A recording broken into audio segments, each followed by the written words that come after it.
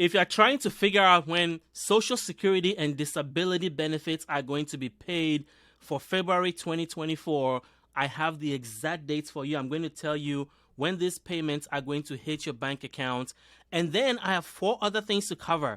So GOP presidential candidate Nikki Haley to cut Social Security for 82% of Americans. Well, that is according to the Trump campaign. So I'm going to give you details of what Haley's plan is and why Trump is upset about that. Then I'm going to talk about the Hot Food Act, which is the biggest change to food stamps in a long time. This is going to allow you to use your food stamps to buy hot food at grocery stores. This is a big deal. It's a bipartisan bill going through Congress. I'm going to bring you an update on that. I'm going to cover President Biden's plan to change Social Security in 2024.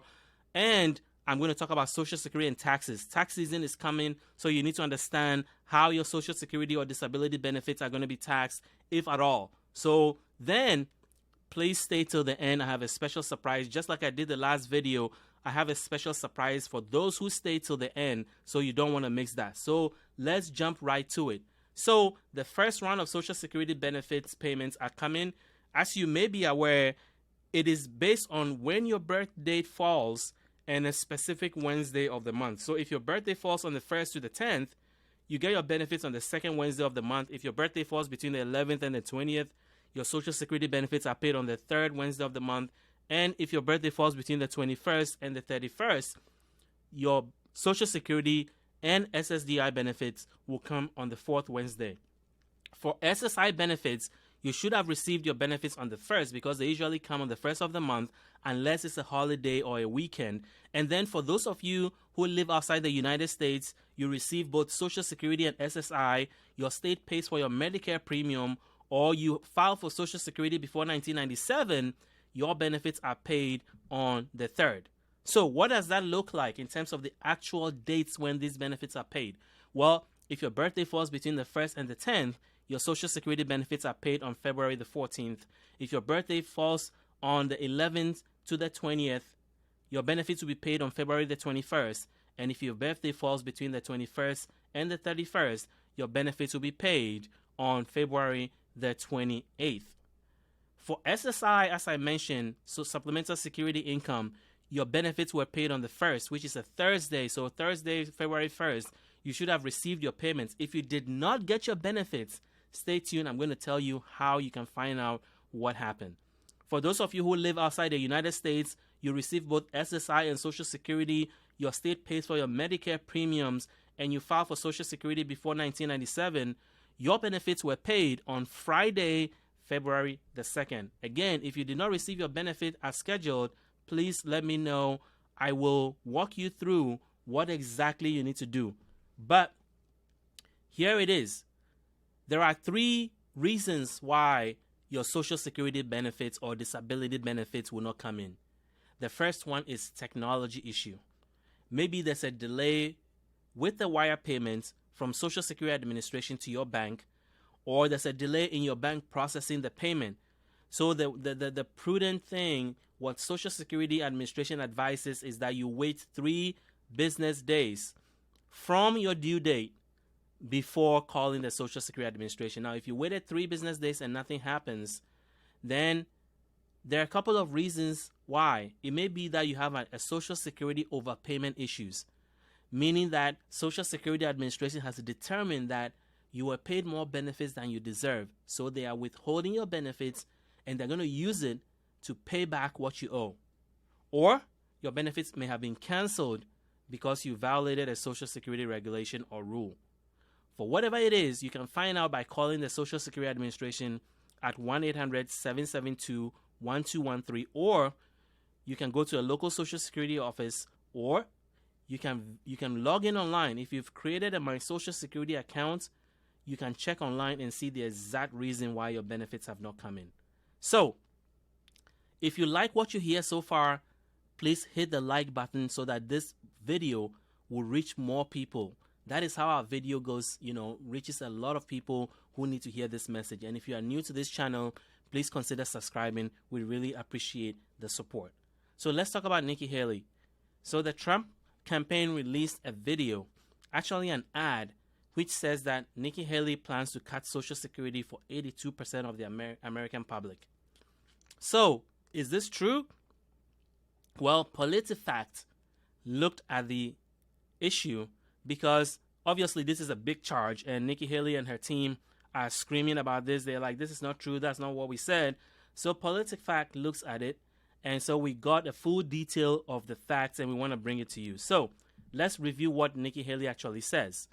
So Trump is claiming that the ad, Nikki has been saying that she's going to cut Social Security, and Trump is saying that it's going to impact 82% of all Americans.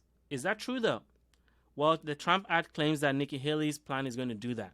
And the ad features seniors and quote Nikki Haley discussing changes to the retirement age.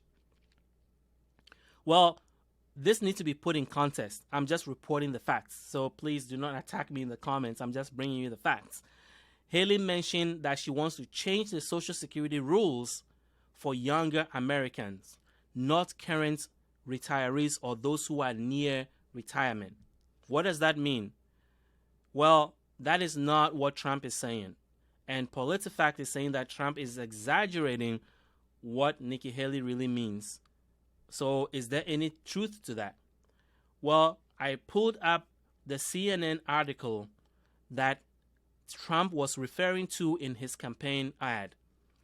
And here is what the article said, the CNN article. The former South Carolina governor, said that she wanted to raise the retirement age for younger people and did not really clarify exactly how she wants to do that or where she wants to put the retirement age. And as you know, the current retirement age was recently increased to 67 from 66.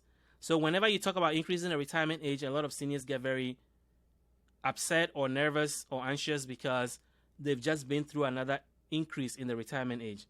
But that's not all Nikki Haley said. The former South Carolina governor criticized a new proposal by President Biden, which I'm going to talk about in a second, that would shore up Medicare trust fund by raising taxes on those earning more than $400,000 a year and by allowing Medicare to negotiate prices on more drugs. The proposal is expected to run into walls in the House. And here's what Nikki has to say. Joe Biden now is basically saying the only way to deal with entitlement is to raise taxes. We do not care that it runs out in 5 or 10 years. He's not going to be there anymore. So basically she's saying that the tax thing is not a good idea. And I'm going to explain to you the full 4-part plan of President Biden's plan so that you can judge for yourself. But let's get back to this. According to CNN, Trump also suggested way back in a book that he wrote that he wanted to increase the retirement age to age 70 from the current, at the time, 66. But apparently he no longer supports that anymore. So this is what Governor DeSantis had to say about Trump back then. Donald Trump himself wrote a book where he was talking about the need to raise the age eligibility for Social Security to 70 years. Trump's book stated that we can also raise the age for full, receive a full retirement to 70. This proposal will not include anyone who is currently retired or about to retire. Though in his book, Trump did propose raising the age for Social Security to 70, this has not been his position for years. DeSantis also left out details about how Trump's old proposal would work. We rate this statement mostly true. So PolitiFact is saying that it is true that Trump said in the past that he wanted to raise the retirement age to 70, but that is not his position anymore. So basically, economists say that Haley's plan will not work or significantly reduce costs for years. So it does nothing that may result in cuts for beneficiaries, including disability. So that is what that whole noise is about. So if you've heard this in the campaign, or you're hearing Nikki Haley pushing back, or the Trump campaign lobbing those balls at her, you know where this is coming from. Now, let's talk about the exciting thing that is coming to food stamps, which is the Hot Food Act. I am very, very excited about this. I've talked about this in a few videos. I want to bring you an update on it. So this all started in July 2023 when U.S. Colorado Senator Michael Bennet introduced the Hot Food Act to help low-income, disabled, and elderly SNAP recipients purchase hot and prepared food with their EBT cards. This change will allow all SNAP recipients, I mean all, to use their EBT benefits to purchase cold prepared food, heated foods, and hot meals at grocery stores. So that's a big deal. But why is this even important? A lot of things go into Congress, or a lot of things are brought up in Congress that never go anywhere. The reason why this is different is that it's a bipartisan initiative that is happening. Currently, more than 100 lawmakers are pushing for the passage of the Hot Food Act in the 2023 Farm Bill, which has now become the 2024 Farm Bill. This is going to benefit 41 million Americans who are on food stamps. So what I did was I went and dug up press releases of some of the co-sponsors of this bill to read to you what exactly they think about why this legislation is so important to them. So Representative Grace Ming of New York had this to say. Families throughout America rely on SNAP benefits to make sure that they have enough food for their children. Restricting a working mom by only allowing her to buy frozen rotisserie chicken, but not hot prepared one, is nonsensical and wrong. The Hot Food Act simply removes the prohibition from purchasing hot foods in SNAP. This reform will provide recipients the flexibility they need to provide the most nutritious meal possible to their family. I look forward to streamlining this program for the more than millions of SNAP recipients in the United States. And then another co-sponsor of this bill, Representative Fitzpatrick, has this to say. Millions in the United States rely on SNAP to supplement their purchase of healthy and nutritious food, and those families deserve greater flexibility with how they are able to utilize their benefits. And then Representative Garbarino, this is what the representative had to say. Right now, a working mom struggling to feed their family is permitted to purchase a cold sandwich for her kids using SNAP benefits, but prohibited from buying soup or rotisserie chicken to ensure they get a hot meal. Everybody's talking about rotisserie chicken. It must be something that a lot of people want to be included in SNAP. And then this is what Representative Spanberger of Virginia has to say. Right now, working Virginians can't use SNAP benefits to buy warm chicken, a theme again, or prepared soup from the grocery store.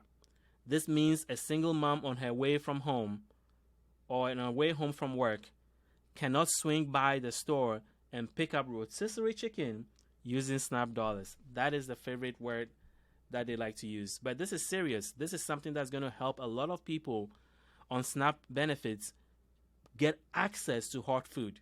And a lot of powerful organizations are behind this bill, so I want to read you excerpts from some of them. I'm going to start with the president of the First Focus Campaign for Children. This is what he has to say. Children deserve access to nutritious food without unnecessary stipulation or arbitrary barriers.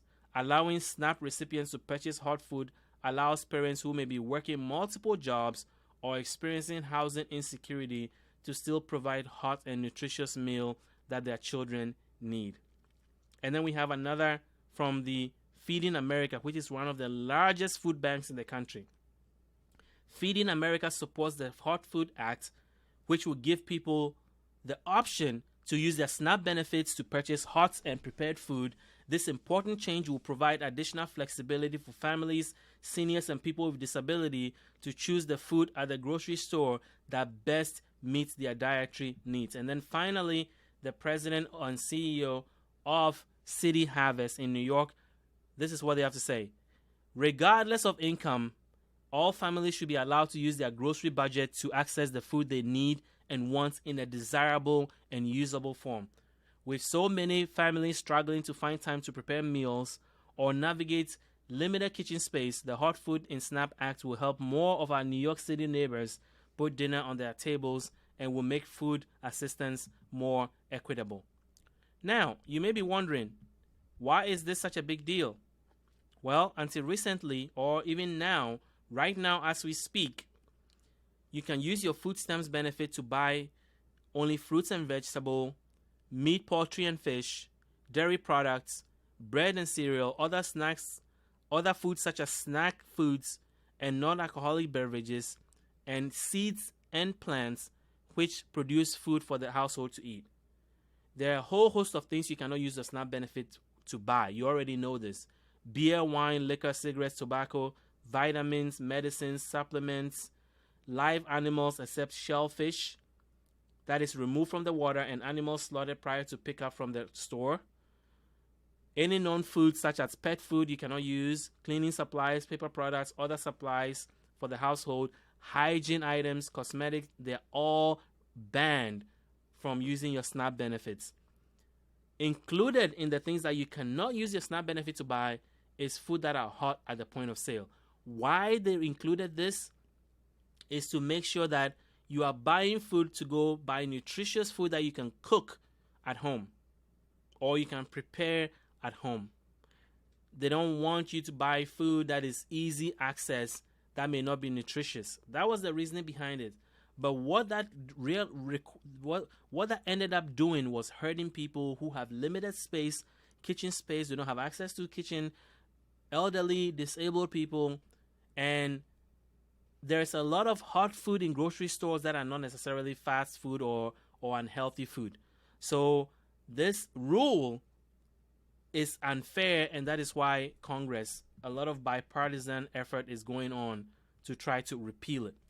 Now, there's another program that allows SNAP recipients to use their EBT cards to buy food at restaurants, but it's limited to only 3 categories of people: to the elderly over 60, I think it's 60 or 62, 60 years and above, to people who are homeless, and then those who are on disability. But to qualify for this program, you have to live in a state that offers the program. This program has been around forever, since the 1970s, but only 9 states have opted to run it: New York, Rhode Island, Virginia, Michigan, Massachusetts, Maryland, Arizona, California, Illinois. And in 2 of those states, Illinois and Rhode Island, the program is limited to specific counties. So this restaurant meals program is in 9 states, 5 of which just joined in the last 5 years.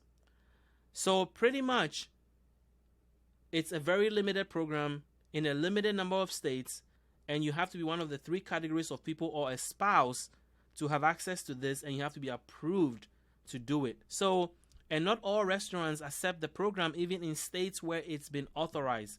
So the restaurant meals program is not the solution. The solution is what the Hot Food Act is trying to do: allow you to go to a grocery store and buy hot prepared food to feed your family. Now, Senator Bennett has this to say in terms of the background to this. The SNAP program contains outdated provisions that limit SNAP purchases to foods designed for take-home preparation and consumption, or cold-prepared foods.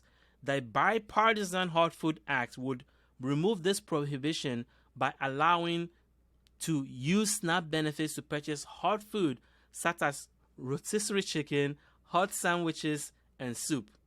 Of the more than 42 million SNAP recipients, almost 70% of them are children, elderly, or those with disabilities. The ability to purchase hot food or hot foods ready for immediate consumption will provide enormous flexibility to those who rely on this program to supplement their nutritional and dietary needs. This legislation is supported by the Hunger Free Colorado, Nourish Colorado, Food Research and Action Center, Focus First Campaign for Children, which I talked about, Feeding America, which I talked about, and Hunger Free American. So this is a big deal. It's a bipartisan bill. So your question is, when is this going to pass? Well, let me give you an update on that. Currently, the bill is before Congress. It's going to be added to the Farm Bill. And if you know anything about the Farm Bill, it is the legislation that authorizes all the nutrition programs, including food stamps, including, WIC and school lunches. And this is going to be one of the permanent programs that is going to be added to that. Hopefully, within the Farm Bill and in the first quarter of 2024. And in order for this change to be made to the food stamps program, the Hot Food Act needs to be passed in the upcoming Farm Bill. However, now that we're in the first quarter of the year, the 5-year Farm Bill is still being negotiated in Congress. And the reason why, according to some people who are close to this, is that the Farm Bill is running into problems because of inflation. In an interview with Arkansas PBS earlier this year, U.S. Representative Rick Crawford also said inflation is making it difficult to pass a bill. And now that the holiday has come and gone, the bill is now before Congress for the first quarter of 2024, which we are right in the middle of. So, what do you think about the Hot Food Act?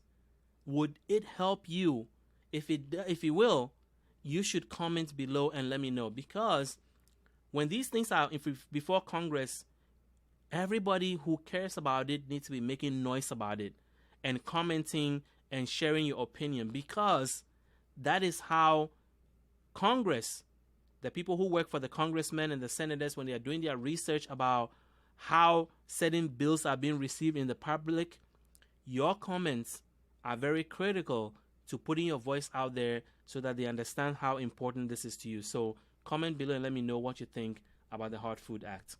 If you like what you hear, please hit the like button. If you are new to this channel, please consider subscribing. We really appreciate your support. Let's jump into President Biden's Social Security plan. So, a little bit of background. Social Security as it stands today needs to change. There's no debate about that. Republicans, Democrats agree on it. The question is how. Because the trust fund is going to run out of money, and those who are on Social Security, when that happens, if you're getting Social Security, you're going to get 70% of your money.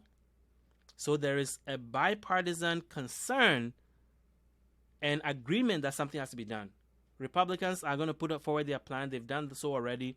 President Biden is putting forward his plan, and I'm bringing you details of his plan because I've already provided full details of the GOP plan to reform Social Security. So this is what Biden wants to do to Social Security this year to make it more sustainable. It's a 4-part plan. But why is this important? Well, 9 out of 10 seniors rely on Social Security, and it has lifted millions of people out of poverty. And because of the baby boomer retirement that is happening at record numbers, there's going to be a $22 trillion shortfall in the Social Security Trust Fund. So something has to be done. More money is coming out than is going into the Social Security Trust Fund. And if that continues, it's going to run out of money. And then the government will only be able to pay 7 out of every $10. 7 out of every 10, or 7 cents on the dollar. You know, sorry, I'm messing this up. The government is only going to be paid 70% of what is owed to those who sign up for Social Security benefits. So the president's plan is a 4-part plan. 1, it will increase payroll taxation on high-income earners. It will change the inflationary tether to CPIE. It will increase the special minimum benefit and raise the primary insurance amount. I'm going to explain what all this means. But remember, if you stay till the end, there is a surprise that you may not want to miss. So let's jump into the president's plan. The first thing he wants to do is increase the payroll taxes, which is what Nikki Haley was talking about. Currently, if you make up to $160,200 in 2023, you're going to pay the Social Security tax of 12.4%. That's the payroll tax. Well, the president wants to create a second tier where if you make $160,000 up to $160,200, you pay Social Security tax, and then if you make about $400,000, you pay another tax. This is all designed to bring in more money into the system. But those 2-tier system is going to create what they call the donut hole. Because if you make up to $160,200, you're going to pay taxes 12.4, and then if you make above $400,000, you're going to pay another 12.4 up on that. So then there's some in the middle. That is the donut hole. Over time, the hope is that will close, and then everybody, regardless of income, will pay Social Security tax. And this is how the president plans to fund the system on a sustainable basis. The second part of the president's plan, which I think is the most important, that will return a lot of money for you guys, is changing the way the cost of living adjustment is calculated. In case you don't know, the cost of living adjustment for 2024 was 3.2%. In 2023, it was 8.9 or 8.7, and in 2022, it was 5.9%. A lot of you were not happy when the 3.2% was announced. Why? Because the inflation that you guys are facing, seniors are facing, and people on disability are facing, does not reflect what the government is saying. The government said inflation continues to go down drastically. Meanwhile, food prices have stayed high, price of medical care has stayed high, prices of prescription drugs have stayed high. So, what the president wants to do is change the way COLA is calculated, because currently, the government uses an index called the Consumer Price Index for urban wage earners and clerical workers, which is CPIW. while CPIW focuses on the goods and services that are consumed by urban wage earners and clerical workers who are not the people who are on Social Security. So there's a mismatch there. They are using an index for people who are not on Social Security to calculate a cost of living adjustment for people who are on Social Security. So the president wants to change that so that they will create a new index called Consumer Price Index for the elderly, which will track spending habits of household of individuals 60 years and over, 62 and over, which then will result in a realistic and more accurate COLA for seniors, because it will track the things that affect seniors' cost of living on a regular basis, like prescription drugs, healthcare, food, which take and housing, which take a lot of money, a big chunk of Social Security benefits for seniors. The third part of the president's plan is to increase the primary insurance amount.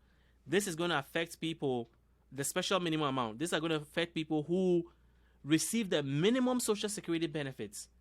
Now, how does that work? Well, currently, if you're on Social Security and you get the minimum benefit, it means that when you are working, even though you paid into the system, even though you qualify for Social Security, while you were working, you did not make enough money in terms of average wages. So if the government had paid you exactly what you qualify for, you would have received a very tiny Social Security benefit. And that is what puts a lot of seniors out into poverty. So the government passed legislation to create a special minimum benefit for those who have paid into the system, are eligible for Social Security, but did not make enough money to get a livable earnings from Social Security. Even with that provision, the special minimum benefit is still very low. In 2023, it was $1,033 a month. And in 2024, it's $1,066. It only went up by $33. So if you're a senior, and 40% of seniors only rely on Social Security as their main source of income. So if you're a senior and all you receive is the special minimum benefit, you are definitely living below poverty. Because what does the government consider as the poverty line? It is 100% of the federal poverty level. And the federal poverty level is a chart that the government releases every year to show where the government thinks the poverty level is. Why is this important? Because this is used to qualify people for a lot of government benefits like food stamps, like WIC, like the school lunch program, etc., etc. So, in 2023, you were considered to be living in poverty if you make $14,580 a year as an individual. Well, the special minimum benefit, as I told you, is in 2024 is $12,798. Well, if you look at the chart, that is below the poverty level. So the president's plan is to increase that special minimum to 125% of the federal minimum, of the federal poverty level. So you will go from what was $12,798 in 2024 to $18,225. That is a whopping 40-something% increase in the special minimum benefit. It's actually a 47% increase. It will give you, for those who are on the special minimum benefit, you will get a $485 a month increase in your benefit. That is going to be life-changing for a lot of seniors, because getting almost a 50% increase in your Social Security benefits is going to be a big deal for those who receive the special minimum benefit. And then the fourth part of the president's plan is to raise the primary insurance amount for those who are age 78 to 82. What does this mean? Well, when you apply for Social Security and they calculate your benefit and they put all the factors together, that number that they arrive at is your primary insurance amount. Well, when you get to age 78 to 82, it turns out that your Social Security benefits get reduced a lot by, or gets eaten into. The buying power of your Social Security benefits is reduced by increasing healthcare costs and prescription drug costs. So what the president wants to do is, for those who are in this age group, 78 to 82, he's going to increase your Social Security benefits by 5% to help offset the drop in benefits or the drop in purchasing power of your benefits during this period of your life. Of course, the president's plan is going to cost money. That's the 4-part plan. And, a lot of people have thoughts about it. Some people like it. Some people don't like it. So I want to hear your comments. What do you think about President Biden's plan to reform Social Security? What do you like about it? What don't you like about it? And what would you do if you were given the opportunity? What would you do to fix Social Security, given that something has to be done? It cannot stay the way it is. Something has to be done. So, finally, I want to talk about taxes, and then I'll announce the special at the end. Are Social Security benefits taxable? Well, Social Security benefits are taxable, but it depends on your situation. So let me explain. Each year, the government will send you a Social Security form.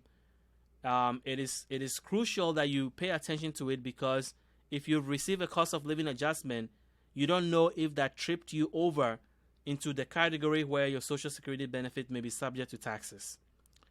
For non-citizens, for citizens who live in the United States, the form is SSA 1099. For non-citizens, it's SSA 1042S. If you are on SSI benefits, you don't get that form. So the SSA 1099 helps you determine if your benefits are taxable.